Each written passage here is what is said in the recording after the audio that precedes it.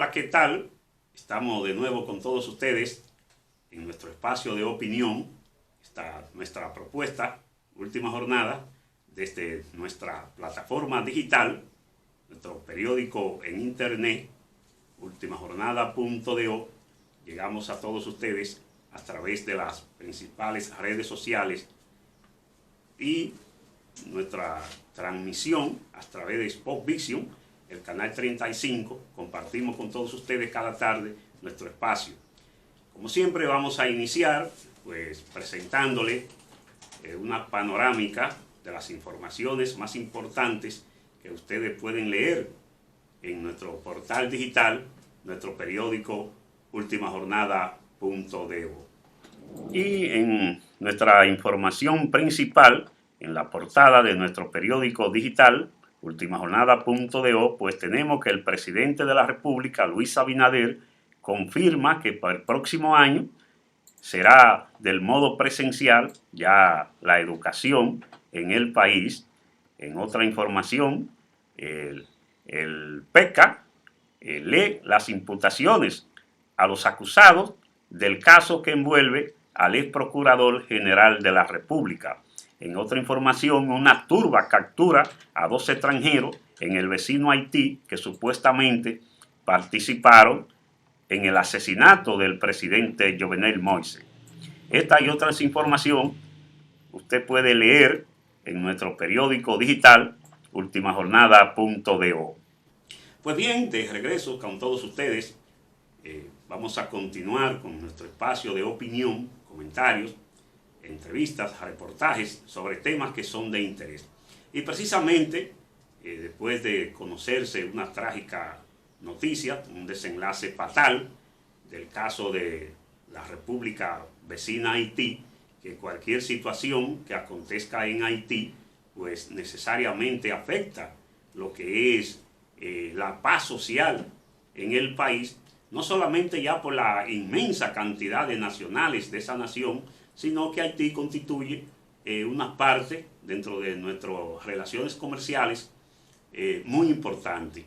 Y ciertamente que lo que aconteció en nuestro vecino es algo que debe de preocupar, porque sobre todo en el ámbito de lo que son el ejercicio político, hay que desprenderse un poco e ir abandonando el apego al poder, porque no se puede justificar nunca ningún hecho, pero como siempre hemos creído que cuando se trata ya del ejercicio político hay que tratar de mantener un espacio de armonía con todos los sectores que están envueltos en lo que es la toma de decisiones, y el control político en Haití no ha sido el más propicio ni loable, porque es una nación que viene luchando desde inmensa un tiempo verdaderamente ya prolongado, luchando por su tranquilidad y lograr un grado de estabilidad política primeramente que le garantice una cuota de desarrollo para que esa nación pueda salir de la situación en que está.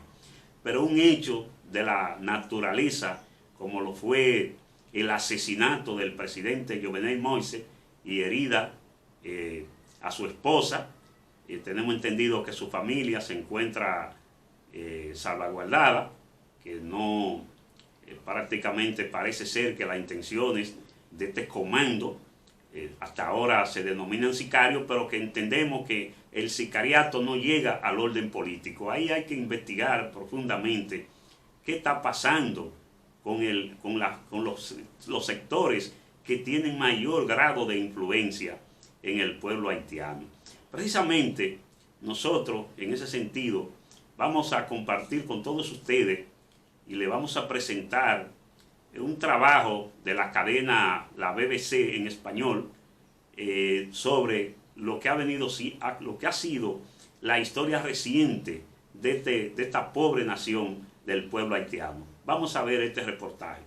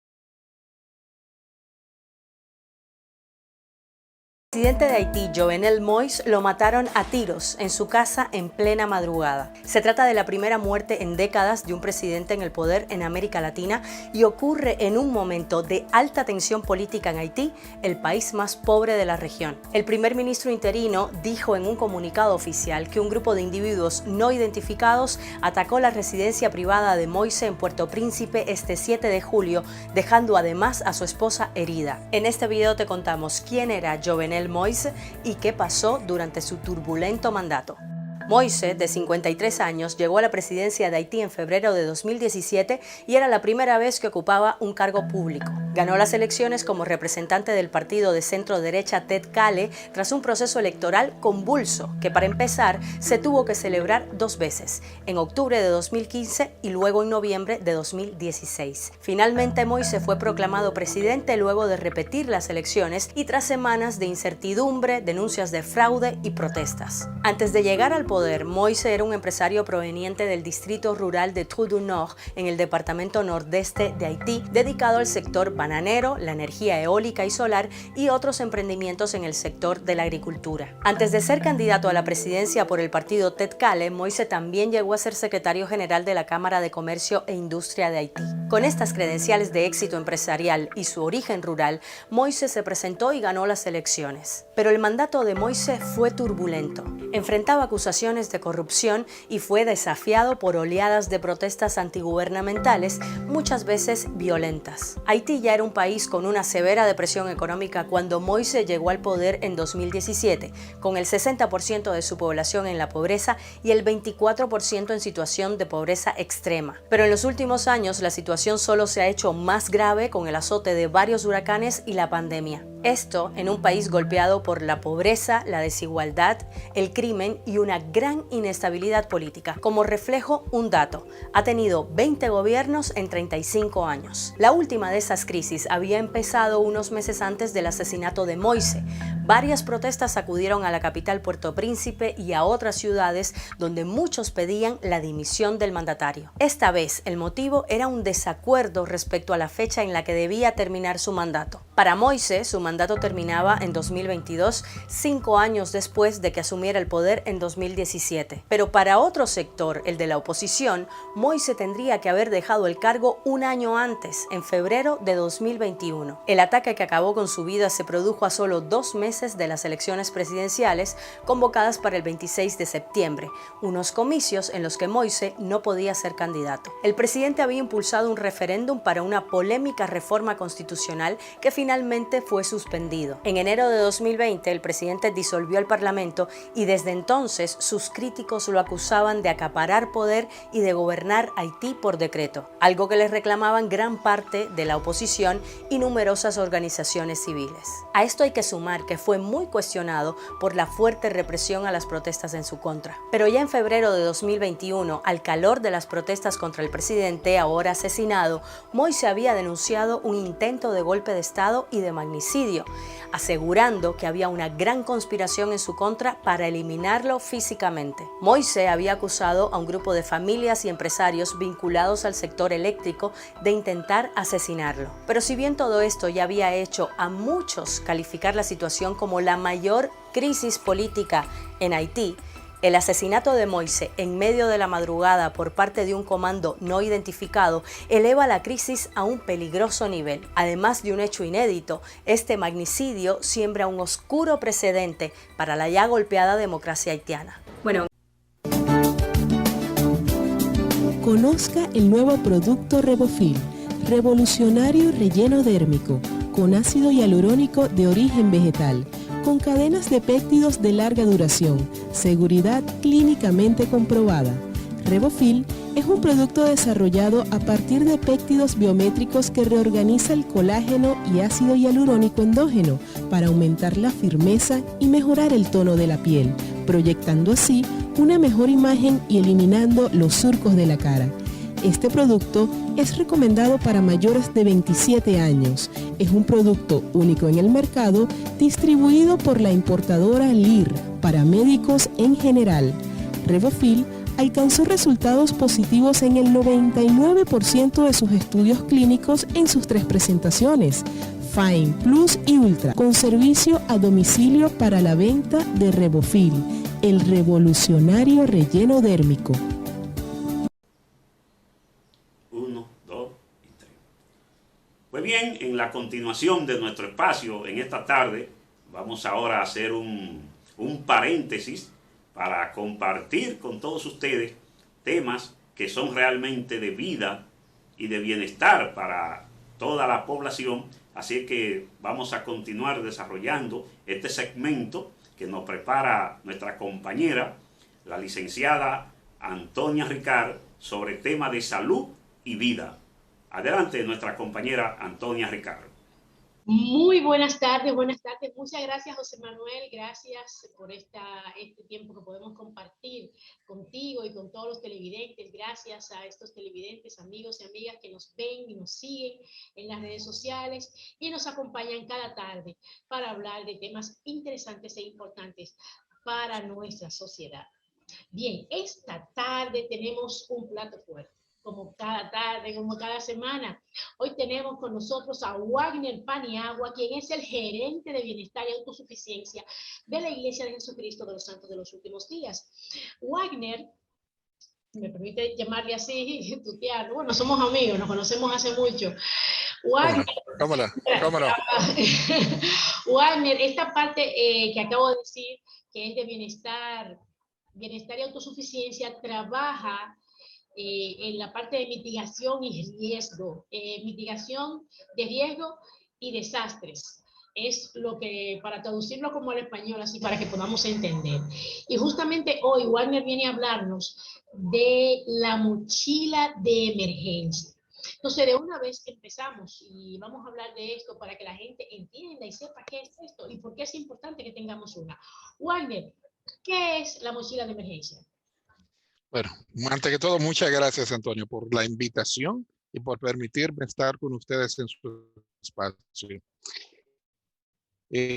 Como nos ha agarrado esta temporada ciclónica y estamos trabajando con muchos temas relacionados a esto, es interesantísimo poder hablar sobre la mochila de emergencia. Como todos sabemos, 72 horas es el tiempo promedio necesario que tardan los organismos de socorro, para ayudar ante una eventualidad que se pueda presentar ante cualquier emergencia. Por esta razón, instruimos para que cada miembro de la población pueda tener una mochila con artículos necesarios para sostenerse durante al menos 72 horas, mientras empiezan a llegar, si se envían ayudas a ese lugar o hay que hacer algún tipo de rescate mientras recibimos asistencia, tenemos cómo socorrernos durante esas 72 horas, con todo el contenido de esa mochila. Perfecto, bueno, y por eso, bueno, te iba a preguntar luego que por qué tener una mochila de emergencia, pero ya tú lo has dicho, y es para tener cómo socorrernos luego de cualquier desastre que haya, desastre natural, y poder estar listos y listas para poder aguantar durante 72 horas. Qué interesante. Correcto. Entonces, correcto. ¿qué debemos colocar en esa mochila, Wagner? Mira, esa mochila tiene elementos muy propios de cada persona.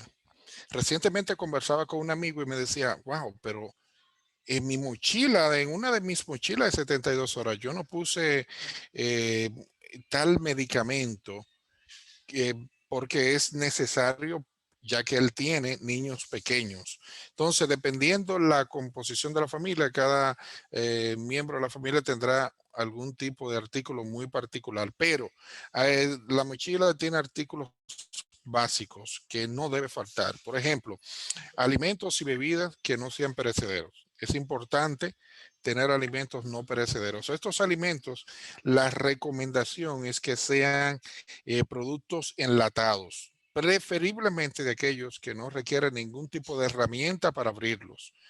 Pero si este no fuera el caso, entonces es importante agregar algún tipo de herramienta que nos permita abrir latas, pero los alimentos que sean productos enlatados. De igual forma, la mochila debe contener un radio portátil pequeño y una linterna. Ese radio portátil que sea con baterías adicionales a las que debe tener. Y de igual forma, Pero un punto aquí con las baterías es recomendable tenerlas fuera, tenerla dentro de la mochila, pero no dentro del radio, porque con el tiempo se van deteriorando, se van dañando, entonces luego se oxida mucho la parte interna del radio y luego no nos funciona cuando lo necesitamos. Entonces tener 2 juegos de batería, pero fuera del radio. Sí, guardar la mochila. De igual forma, esta debe contener un kit de primeros auxilios, más un suministro adicional de medicamentos que toma, que quizá consume la persona. Si tiene un tema de presión arterial, de diabetes, si consume cualquier enfermedad, cualquier situación que tenga y consume algún medicamento en particular, debe agregarlo a su mochila para que pueda tenerlo allí disponible. De igual forma, si la persona usa lentes, es importante tener preferiblemente un par de lentes adicionales, porque en el movimiento, en la tensión del momento, corriendo de aquí para allá, podrían rompérsele, dañársele los lentes. Pero si tiene un par de lentes extras, entonces ahí ya tiene una forma de continuar normal.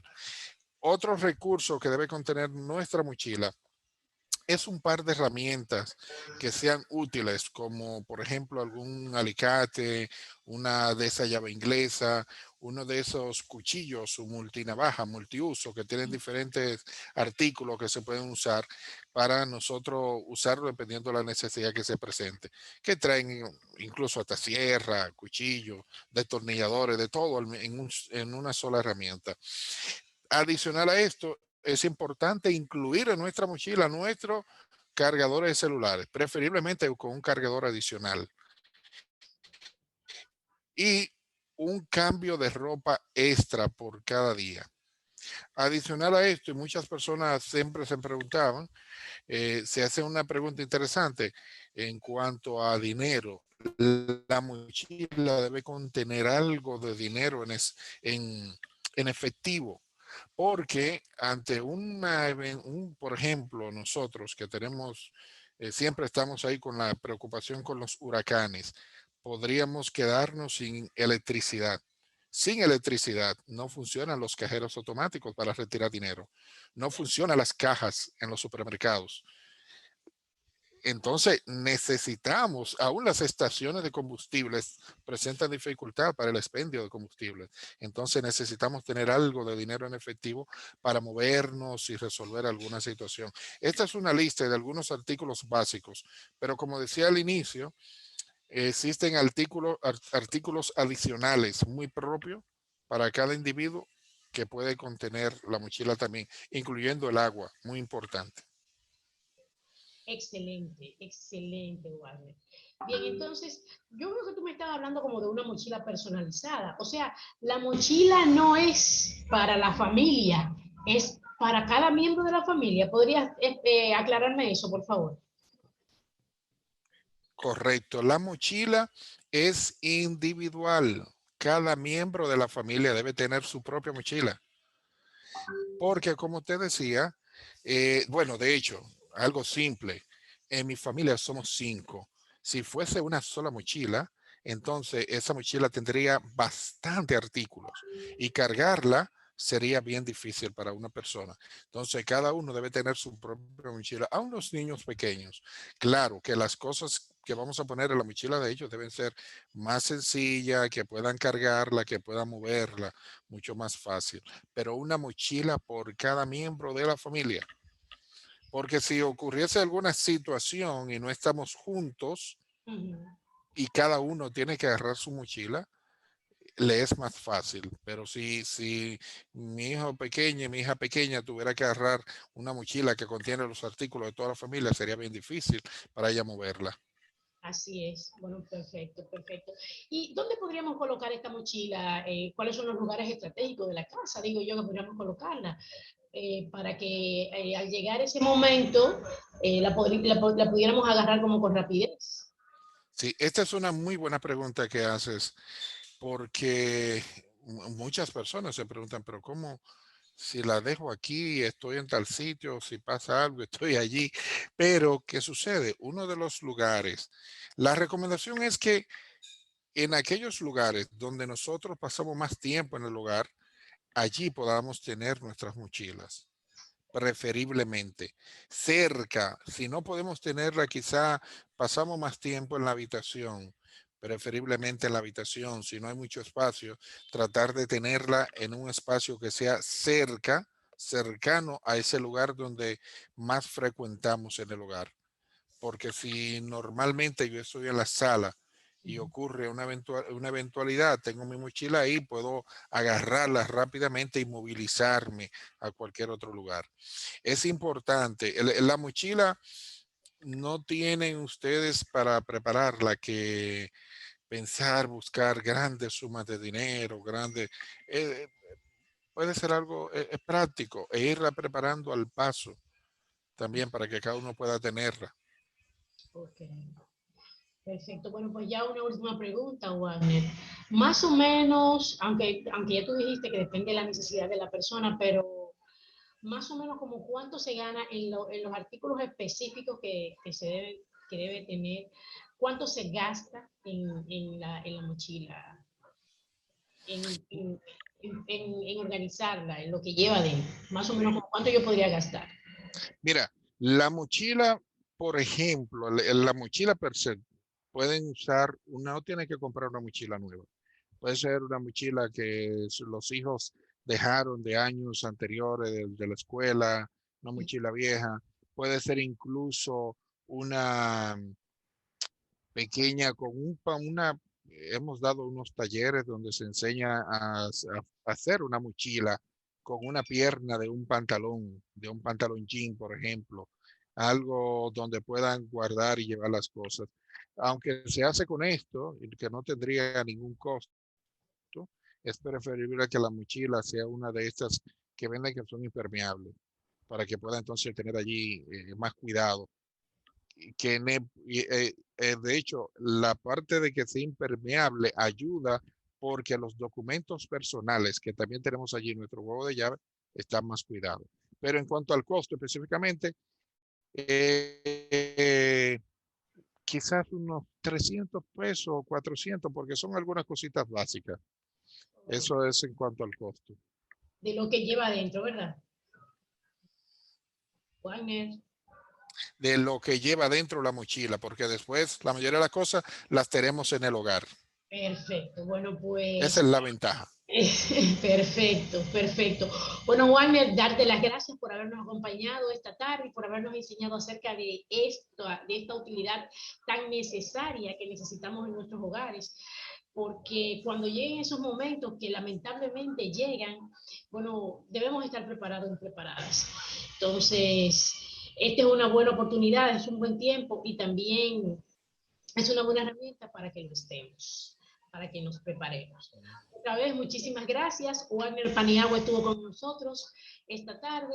Antonia Ricardo, una servidora. José Manuel, pasamos contigo otra vez al estudio. Pasen buenas tardes. Bien, en la continuación ya de nuestro espacio, en esta tarde, vamos a seguir incidiendo en que la población dominicana tiene que ir despejando ese sentimiento alegre de querer volver a la normalidad, y el gobierno sobre todo tiene que hacer un paréntesis para no dejarse presionar por sectores que quieren volver a una vida holgada en términos económicos, pero que la realidad del mundo no lo permite. Así es que esa presión y esa campaña de grupos minoritarios, que es lo que preocupa realmente, que por qué la minoría tiene que imponer su punto de vista y el Estado cede a esas presiones, el gobierno en este caso, que es quien tiene en la conducción del destino nacional, entonces no puede dejarse presionar por sectores que quieren vivir prácticamente en un estado de libertad, como si en el mundo no estuviese pasando nada. Y realmente el país, el mundo está atravesando por una crisis de salud, que eso está generando trastorno en la vida económica. Por ende, hay que tener mucho cuidado. Si se permite una reapertura basada sin límites, eso podría poner en peligro la salud de mucha gente en este país. De ahí es que el gobierno ya ha anunciado que la docencia para el próximo año serán totalmente presencial. Y el gobierno se ve abocado a tener que estar tomando iniciativas, políticas públicas de manera que no son bien pensadas. El gobierno en un día dice una cosa y en otro día plantea otra. Y así no debe de ser. Tiene que haber un estudio pormenorizado de la realidad para tomar una decisión que sea lo que más convenga a la salud de la República Dominicana. Eso es lo que nosotros aspiramos desde nuestro ejercicio de opinión a través de este espacio. Hemos llegado a la parte final. Vamos a desearle que tengan un feliz resto del día.